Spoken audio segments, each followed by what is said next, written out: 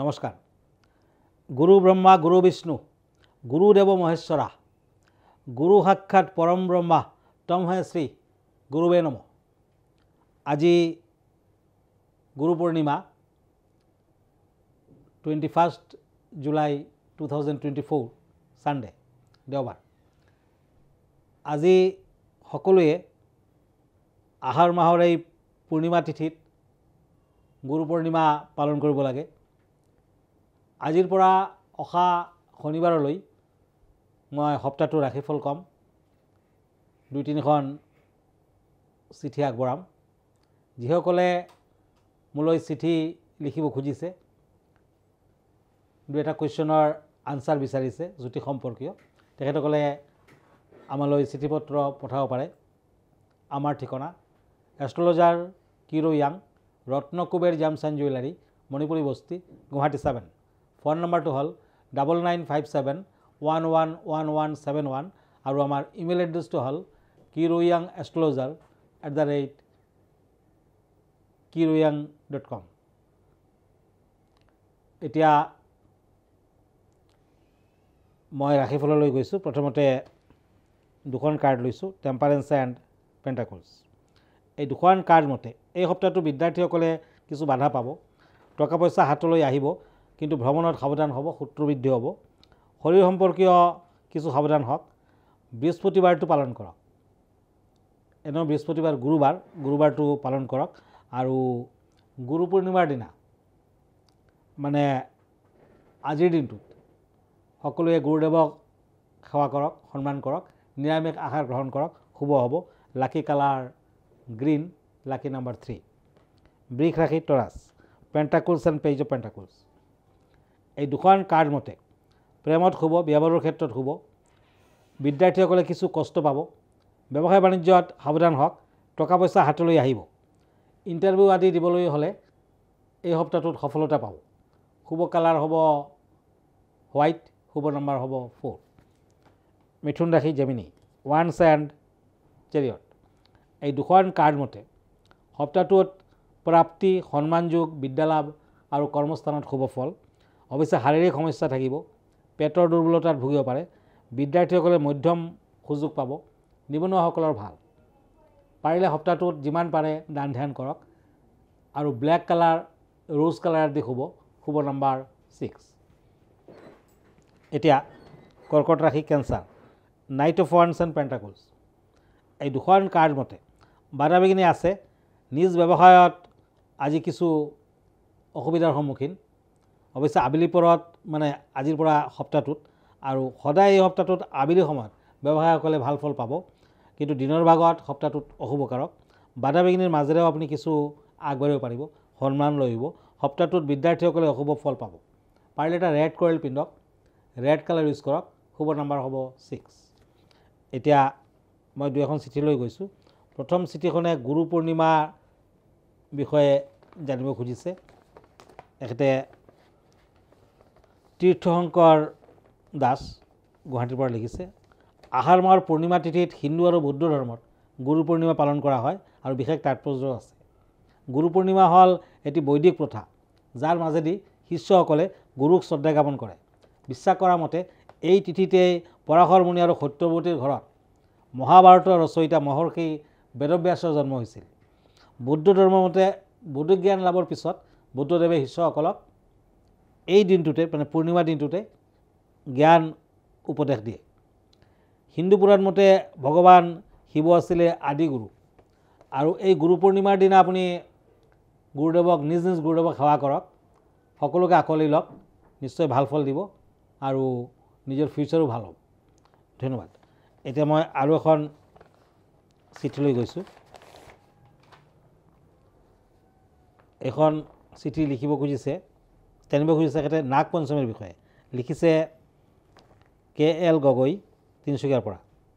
হয়, হিন্দু পৌৰাণিক কাহিনী অনুসৰি কৃষ্ণই এবাৰ যমুনা নদীত খেলিবলৈ গৈছিলে, যমুনা নদীৰ ওচৰত। তেতিয়া তেখেতক সাপে এজন নাগে আগুৰি ধৰে আৰু নাগে গম পায় যে এই শিশু সাধাৰণ শিশু নহয় আৰু নাগৰ নাম আছিলে কলিংগ। তেতিয়া কৃষ্ণক তেওঁ কয় যে মোক নামাৰিবা। কৃষ্ণই প্ৰতিশ্ৰুতি দিলে আৰু সাপক ৰক্ষা কৰিলে। আৰু সেইদিনাখন আছিলে নাগ পঞ্চমী। গতিকে নাগ পঞ্চমীৰ দিনা যদি আপুনি সাপৰ পূজা পাতল কৰে কেতিয়াও সাপৰ পৰা বিপদত নপৰে। নাগ পঞ্চমী কৃষ্ণৰ বিজয়ক চিহ্ন হিচাপে উদযাপন কৰা হয়।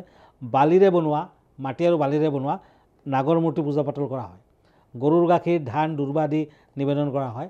বিশ্বাস কৰা মতে শিৱই সাপক ভাল পায়, গতিকে শিৱক সন্তুষ্ট কৰাৰ বাবে সাপৰ পূজা পাতল কৰা হয়।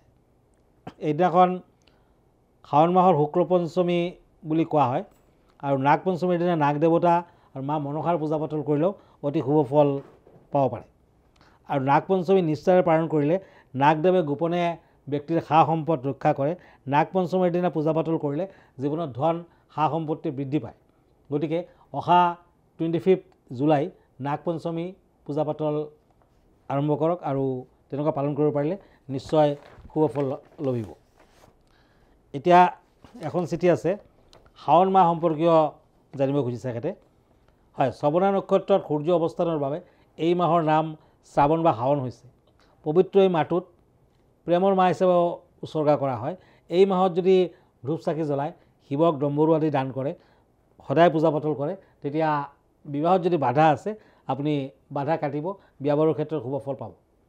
শিৱৰ প্ৰিয় বস্তুবোৰৰ ভিতৰত বিল্লপত্ৰ, সাপ, ভাং, ডমৰু আদি, ত্ৰিশূল, গাখীৰ ইত্যাদি যদি আপুনি মন্দিৰত দান দিব পাৰে ভাল। তিনপটীয়া বেলপাত ব্ৰহ্মা, বিষ্ণু আৰু মহেশ্বৰৰ বাস। গতিকে এই মাহত এখিলা বেলপাত সদায় নিজৰ লগত ৰাখিব।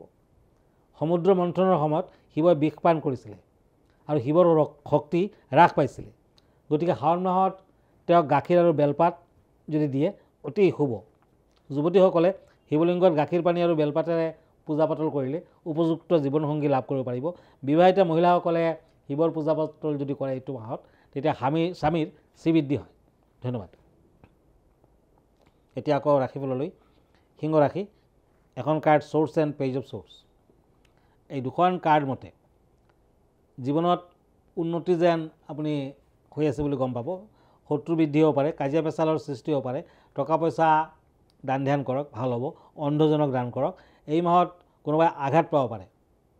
গতিকে সিংহ ৰাশিৰ জাতক জাতিকাসকলে পাৰিলে দান ধ্যান কৰক আৰু শিৱৰ পূজা পাতল কৰক। শুভ কালাৰ হোৱাইট, শুভ নম্বৰ 4। কন্যা ৰাশি। Once and once. এই দুখন কাৰ্ড মতে বাধা বিঘিনি আছে, ভাগ্য কিছু ক্ষেত্ৰত সুপ্ৰসন্ন হ'ব পাৰে। এই সপ্তাহৰ লাষ্ট পাৰ্টত কিছু শুভ ফল পাব। বিদ্যাৰ্থীসকলে অশুভ ফল। আৰু এই সপ্তাহটোত আপুনি পাৰিলে অলপ সাৱধানতা অৱলম্বন কৰক। শুভ নম্বৰ 3, শুভ কালাৰ গ্ৰীণ। এতিয়া তুলা ৰাশি। King of source and swords. এই দুখন কাৰ্ড মতে মাজে সময়ে ভ্ৰমণৰ সুযোগ পাব। কৃষ্ণ মন্দিৰত শৰাই আগবঢ়াওক, শৰাই ভাগ দিলে আপুনি শুভ ফল পাব। মহিলাসকলে শুভ ফল লাভ কৰিব পাৰিব। বিদ্যাৰ্থীসকলৰ ভাল, কিন্তু ব্যৱসায় বাণিজ্যত বাধা আছে। পাৰিলে হোৱাইট কালাৰ, গ্ৰীণ কালাৰ আদি ইউজ কৰক। শুভ নম্বৰ হ'ব 6। এতিয়া আহক বৃশ্চিক ৰাশিলৈ। স্কৰপিঅ'। পেজ অফ ওৱান্স এণ্ড চ'ৰ্চ। এই দুখন কাৰ্ড মতে ব্যৱসায় বাণিজ্যত অগ্ৰগতি, চাকৰিয়ালৰ ভাল, প্ৰেমৰ ক্ষেত্ৰত শুভ ফল। দুৰ্ঘটনাৰ সম্ভাৱনা আছে, গতিকে সাৱধান হওক। এই সপ্তাহটোত তামৰ আঙুঠি পিন্ধক, দান ধ্যান কৰক, ভাল ফল পাব। শুভ নম্বৰ 3, শুভ কালাৰ অফ হোৱাইট। এতিয়া আহক ধনু ৰাশিলৈ। চেক্ৰেটাৰিয়াছ। Source and pentacles. এই দুখন কাৰ্ড মতে কিছু বাধা আছে, প্ৰেমত সফলতা, সাংসাৰিক জীৱনত কিছু সুখ। এই সপ্তাহটোত বিভিন্ন ধৰণৰ সমস্যাও থাকিব। ব্যৱসায় বাণিজ্যত কিছু অসুবিধাৰ কাৰক, টকা পইচাৰ হানি হ'ব পাৰে। স্বাস্থ্য পাতি মধ্যম। শনিৰ বাবে শনি পূজা কৰক, শনি মন্দিৰ দৰ্শন কৰক, ভাল ফল পাব। শুভ কালাৰ ব্লু, শুভ নম্বৰ 8। এতিয়া আহক মকৰ ৰাশিলৈ। Cups and pentacles. এই দুখন কাৰ্ড মতে শনি মন্দিৰ, শিৱ মন্দিৰ আদি দৰ্শন কৰক। শাওণ মাহ চলিছে, শিৱ মন্দিৰত পূজা পাতল আগবঢ়াওক। এই সপ্তাহটোত বাধা বিঘিনি থাকিলেও লাহে লাহে আঁতৰিব। সপ্তাহটোৰ শেষৰ ফালে স্বীকৃতি পাব, উন্নতি হ'ব। যান বাহনৰ যোগ আছে। বিদ্যাৰ্থীসকলৰ উত্তম ফল। এই সপ্তাহটোত নিবনুৱাসকলে কিছু ভাল ফল আশা কৰিব পাৰে। শুভ নম্বৰ হ'ব 3, শুভ কালাৰ হ'ব স্কাই ব্লু। এতিয়া আহক কুম্ভ ৰাশিলৈ। Source and pentacles. এই দুখন কাৰ্ড মতে আৰ্থিক অৱস্থা শক্তিশালী হ'ব, প্ৰেমত সফলতা আহিব, বিয়া বাৰুৰ ক্ষেত্ৰত ভাল, জীৱন সুখেৰে ভৰপূৰ হ'ব। এই সপ্তাহটোত সিমান বেছি বাধা নাই, অৱশ্যে কিছু স্বাস্থ্যহানিৰ যোগ, স্বাস্থ্য পাতিত কিছু অশুভ কাৰক। দান ধ্যান কৰক, ভাল হ'ব। শনিবাৰ দিনটো পালন কৰক ব্লু কালাৰ ইউজ কৰক শুভ নম্বৰ 8 মীন ৰাশি পেজ অফ ওৱান্স এণ্ড চ'ৰ্ছ এই দুখন কাৰ্ড মতে জীৱনত প্ৰেমৰ বৰ্ষণ হ'ব পাৰে এই সপ্তাহটোত অৱশ্যে কষ্ট পাব টকা পইচা হাতলৈ আহিলেও খৰচাৰ মাত্ৰা অত্যাধিক হ'ব সৰু সুৰা দুৰ্ঘটনাৰ সম্ভাৱনা এই সপ্তাহটোত ভ্ৰমণ আদিৰ যুগ আছে কাজিয়া পেচাল হ'ব পাৰে শত্ৰু বৃদ্ধি হ'ব পাৰে সপ্তাহটোৰ শেষৰ ফালে লাহে লাহে টকা পইচা হাতলৈ আহিব অৱশ্যে খৰচা পাতিও কিছু বৃদ্ধি পাব সপ্তাহটোত য়েলো কালাৰটো বেছিকৈ ইউজ কৰক গোল্ডেন কালাৰটো ইউজ কৰিব পাৰে শুভ নম্বৰ হ'ব 4 ধন্যবাদ আজি ইমানতে আকৌ লগ পাম অহা সপ্তাহটোত আমালৈ যদি চিঠিপত্ৰ লিখিব খুজিছে আমাৰ ঠিকনা astrologer Kiro Yang Ratnakuber gems and jewellery Manipuri Basti Guwahati 7 phone নম্বৰটো হ'ল 9085949309 আৰু আমাৰ ইমেইল এড্ৰেছটো হ'ল kiroyangastrologer@kiroyang.com ধন্যবাদ নমস্কাৰ।